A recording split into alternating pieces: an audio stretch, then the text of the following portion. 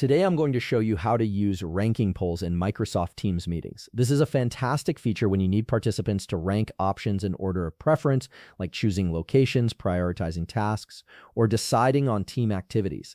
Let's walk through the process step by step. First, let's assume you're already inside a Microsoft Teams meeting or call. Look towards the top of your screen where you'll find various meeting controls. Among these options, click on Apps. This will open up a menu showing all the available apps you can integrate into your meeting. From this menu, go ahead and click on Polls. The Polls app is specifically designed to help you gather input and opinions from meeting participants in real time.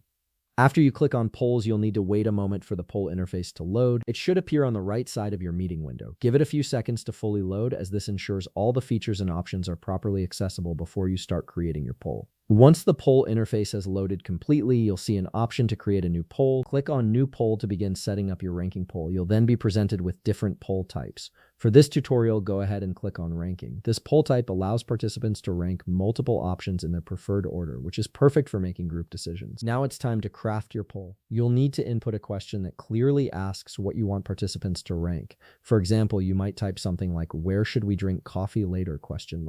This question sets the context for what participants will be ranking. Next, you'll add your first option in the option 1 field. Let's say you type in a location name. If you want to give participants more choices to rank, simply click on Add option. This allows you to include additional locations or choices. You can add as many options as needed to give your participants a comprehensive list to rank.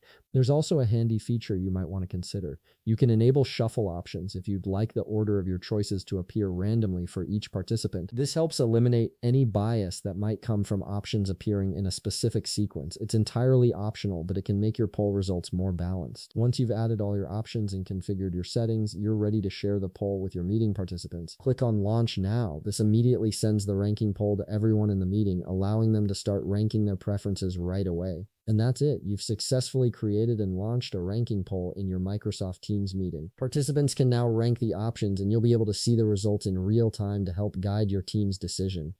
If you found this video helpful, please leave a like, subscribe, and see you in the next video.